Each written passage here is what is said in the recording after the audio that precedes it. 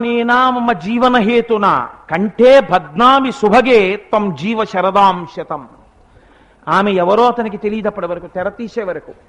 ఇదిగో ఈ మంగళసూత్రము, దానికి ఇంకొక పేరు లేదు, దీని యందు సర్వమంగళాదేవత ఉన్నది అమ్మవారు. ఈవిడ ఏం చేస్తుందో తెలుసా?